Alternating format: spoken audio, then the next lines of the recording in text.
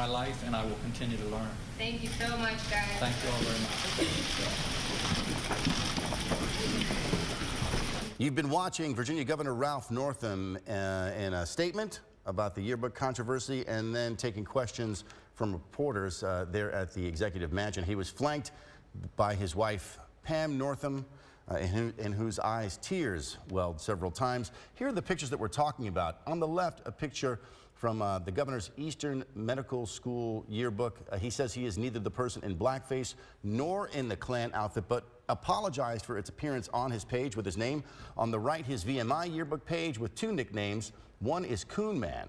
The governor said that two students at VMI referred to him as Coon Man. His main nickname was Goose, which he received as his voice changed. Well, a very, very interesting couple of minutes. The entire press event lasting for over 40 minutes. His statement roughly 10 minutes. And then he took questions openly for about 30 minutes there, willing to answer anything that came at him. Also, another point just to bring out real quickly. He talked about a dance competition where he impersonated Michael Jackson, and he said he won. And he also used shoe polish on his face to darken his face, saying it happened around the same time, and during that time he spoke to a person of color who let him know that, hey, that wasn't appropriate.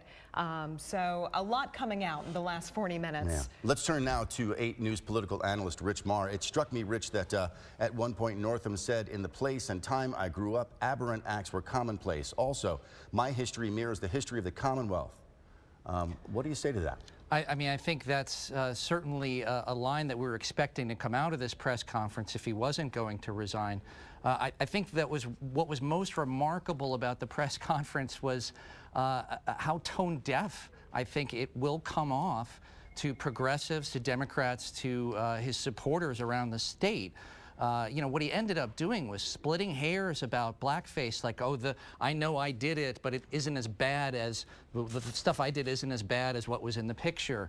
Or the sort of famous, a kind of trope of people who are accused of racism is the I have black friends defense, which the governor employed. I mean, it really was a kind of a performance and a series of arguments that I think that a lot of his supporters, a lot of Democrats are going to find rings really hollow.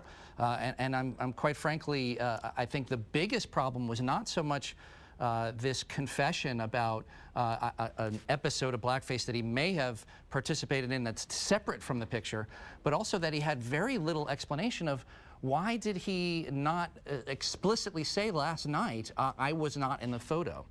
And that's the thing, that he wants all the facts to come out, but I don't know how the facts are going to convince people to reconsider the governor staying in office because of the confusion of yesterday. Why was it confusing when he was confronted with this picture? If he really wasn't in it, why was that not his immediate reaction and his immediate response? The tone and attitude, especially when he was speaking about the time that he did admit to blackface and kind of smiled at, hey, yeah, I won the competition first place. Do you think Virginia can handle 3 years of this? Can he survive this at all? I mean, I think he is really misunderstanding the political climate that we're in right now. If this had happened, I don't know, 10 years ago, maybe even 5 years ago, that there's a way that you could see the governor moving forward. But I think that after Black Lives Matter, particularly here in Virginia, after Charlottesville, there's a kind of sensitivity to racial issues that makes it really difficult to see how the governor can lead, as he said. He said he wanted to start a discussion about race. Well, mission accomplished there, but that does not mean that Virginia citizens, particularly citizens of color, particularly the Black Democratic Caucus within his own party, are going to want the governor, Ralph Northam, to lead the way on that kind of discussion. He said he would sit back and listen, but I think the idea here is that they may not want him around at all for that kind of discussion. Yeah, Rich, the governor said he hopes to listen, to learn, to continue to grow as a man and a leader. He pleaded for the Commonwealth to demonstrate the person I was is not the man I am today. We'll see how this all shakes out. Thank you again for your help. Rich Marr is our political analyst from Randolph-Macon College. And happening right now and throughout the day, there have been protests happening at the Executive Mansion. 8 News reporter